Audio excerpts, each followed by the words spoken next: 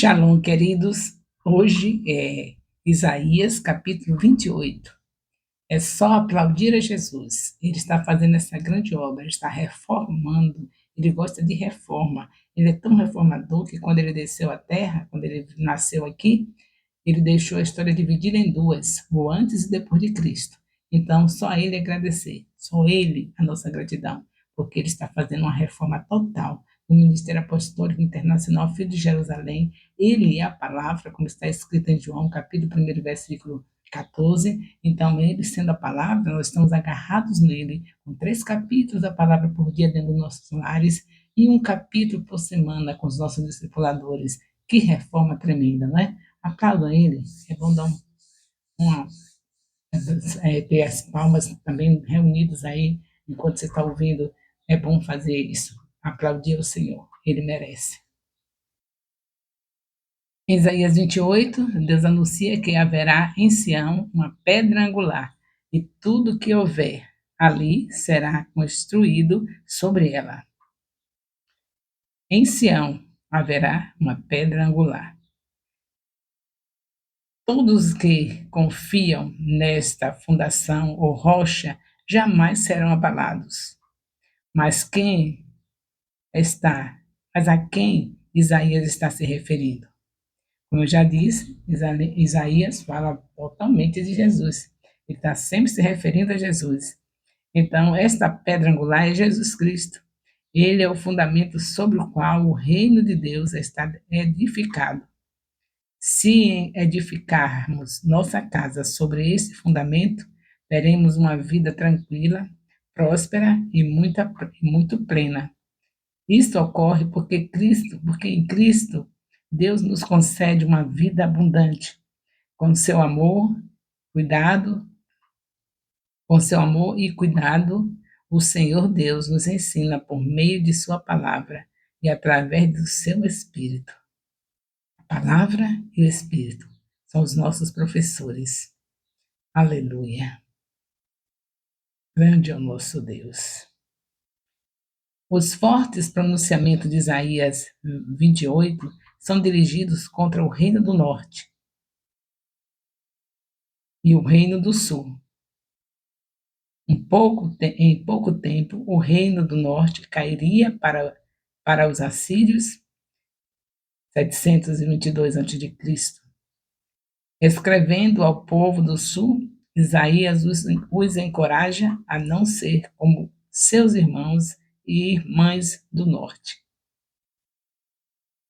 O julgamento de Deus foi projetado para trazer o povo ao arrependimento diante dele, não para se vingar deles. Em Isaías 28:1, vemos que Efraim, uma tribo proeminente, representante do reino do norte, é comparada a um bêbado. A região do norte era fértil naquela época. Samaria, capital, construída por Onri, dominava um vale fértil, como vemos em 1 Reis 16:24 e Isaías 28:4. Por causa da beleza de Samaria, ela foi chamada da coroa de flores. A possibilidade de prosperidade material era grande. No entanto, o reino do norte estava jogando fora as bênçãos de Deus como um bêbado joga fora seu dinheiro em busca de vinho. Aparentemente, a embriaguez era um problema tanto no reino do norte quanto no reino do sul. Então, a figura de bêbado é adequada. Em Isaías 28, 2 a 4, vemos que Isaías predisse que a Síria, como uma forte tempestade de granizo e uma tempestade de vento, iria contra as 10 tribos do norte. A Samaria, como uma coroa ornamental, seria pisoteada pela Síria sem se importar com seu valor. Samaria, a beleza de Israel, sobranceira a um vale fértil, tornar-se-ia como um figo maduro que é comido por um estranho antes de ser colhido. Os primeiros figos eram considerados uma iguaria. O Reino do Norte não teria segurança, ela seria levada para o exílio. Em Isaías 28, de 5 a 6, percebe-se que, embora Samaria, a capital de Efraim, tenha sido duas vezes descrita como uma grinalda, agora se diz que o Senhor Todo-Poderoso é como uma linda grinalda. Vou ler novamente. Isaías 28, de 5 a 6, percebe-se que, embora Samaria, capital de Efraim, tenha sido duas vezes descrita como uma grinalda, agora se diz que o Senhor Todo-Poderoso é como uma linda grinalda. Ele não uma bela cidade próspera, deve ser homenageado. Então, aqui Deus mostra que é ele que deveria ser homenageado, e não a grinalda que estava se referindo a Samaria, mas sim ao Senhor, porque é ele que merece toda a honra e toda a glória. Naquele dia, quando o Senhor estabelecer o milênio, o remanescente será honrado pelo Senhor e estará sob aquele que se assenta para julgar. Mesmo no cerco assírio de Samaria, o Senhor deu força aos soldados israelitas, permitindo-lhes resistir ao cerco por 3 anos. Em Isaías 28, de 7 a 8, voltando novamente à imagem do Reino do Norte como um bêbado, Isaías se refere ao povo e seus líderes, sacerdotes e profetas, sendo embriagados em um banquete onde as mesas estão cobertas de vômito.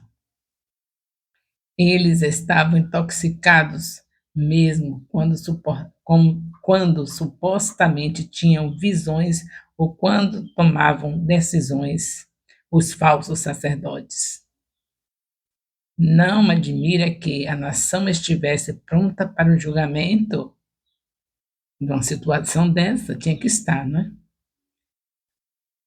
Em Isaías 28, de 11 a 13, seguindo a imitação dos líderes,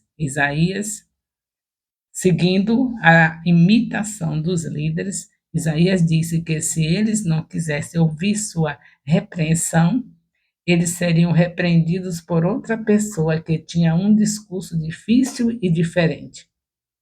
Lábios estrangeiros entregariam a mensagem de julgamento sobre eles. Isaías está se referindo aos assírios, que avançam sobre Israel e logo conquistaria. Que avançava sobre Israel e logo conquistaria. Esses eram os lábios estrangeiros que haveria de estar julgando. Embora Deus tivesse oferecido descanso e repouso a Israel, eles se recusaram a ouvi-lo e ao seu mensageiro. A ouvi-lo e ao seu mensageiro. Quando se recusa a ouvir o mensageiro, está se recusando a ouvir Deus. Portanto, o Senhor voltaria a zombar deles e eles seriam feridos, enlaçados e capturados por um povo cuja língua eles não entendiam. Louvado seja Deus. Capítulo 27. Mais uma vez, Isaías sendo avisando, falando do Messias, falando do julgamento de Israel, e nós sabemos que a situação de Isaías, a situação de Israel e a situação da igreja não é diferente. Nós sabemos que hoje nós temos também o Senhor nos falando através da sua palavra que já está escrita. No tempo de Isaías, ele estava recebendo diretamente de Deus, não tinha nada disso escrito. Hoje, graças a Deus, tudo que os escolhidos de Deus receberam ficou escrito para nós, e aí nós temos uma situação fácil de ser resolvida, não é? Eu acredito que se você é uma pessoa que crê na palavra de Deus, Você lendo como está sendo dito para se fazer, 3 capítulos por dia na nossa casa, um pela manhã no lugar secreto, outro ao meio-dia, em vez de Facebook e Instagram, estarmos meditando a palavra depois do meio-dia com a nossa família, e à noite se reunir toda a família e fazer o culto doméstico com o terceiro capítulo do dia. Indo nesse ritmo, queridos, nós temos a facilidade de saber o que Deus está falando para esses dias. Nós sabemos que o Senhor Jesus Cristo está vindo, é a promessa que mais que nos espera agora, como todas as outras foram cumpridas, é claro que essa também Deus vai cumprir. Mas será que estamos acreditando que temos essa promessa?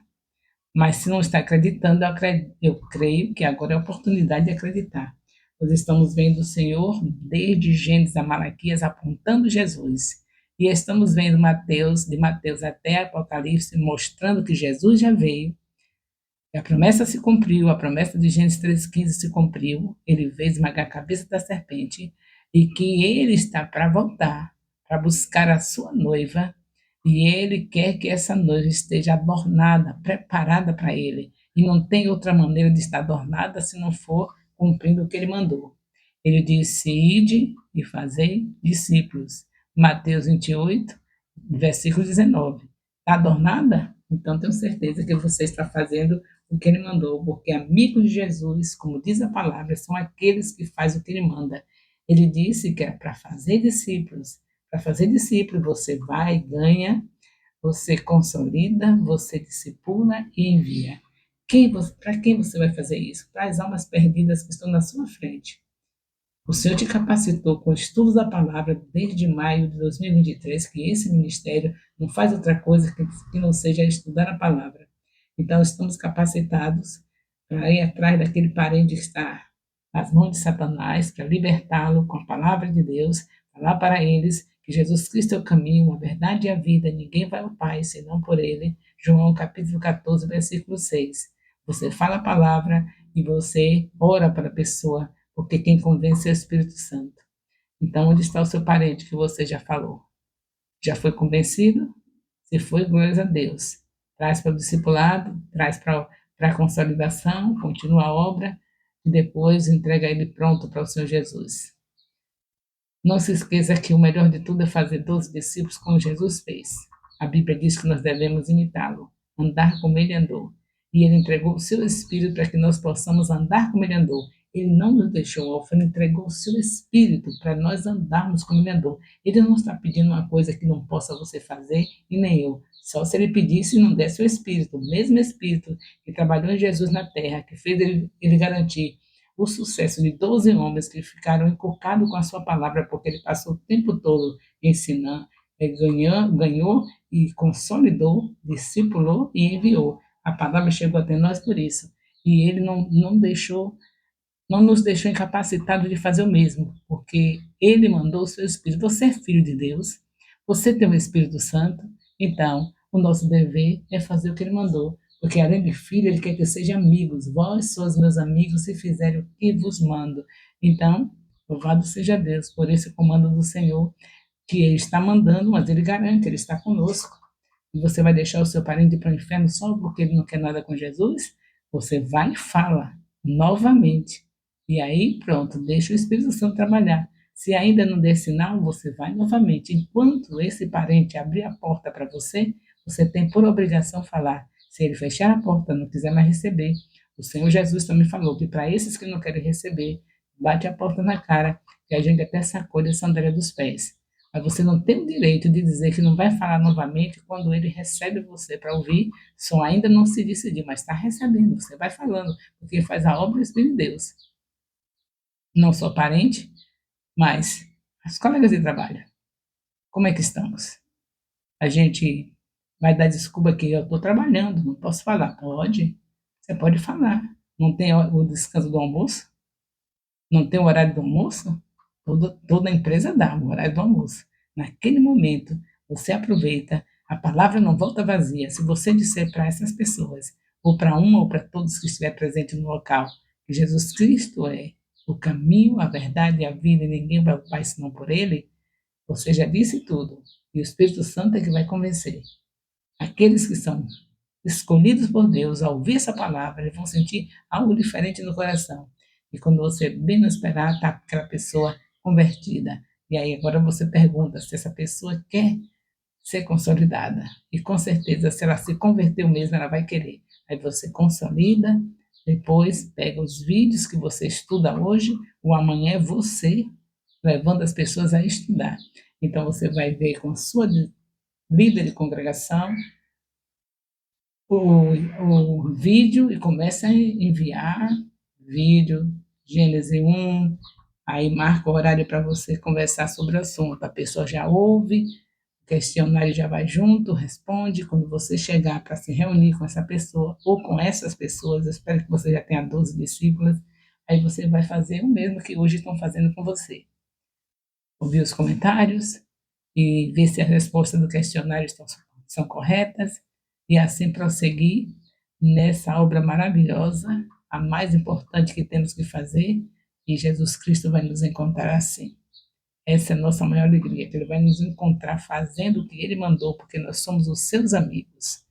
Além de sermos seus filhos, porque Ele não nos tem como escravo, Ele podia ter, porque Ele comprou, mas Ele não nos tem como escravo, Ele nos tem como filhos.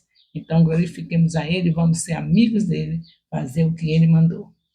O amor de Deus, nosso Pai, a graça salvadora do nosso Senhor Jesus Cristo, a comunhão do Espírito Santo, seja com todos os discipuladores e discípulos do Ministério Apostólico Internacional Filho de Jerusalém, desde agora e para sempre.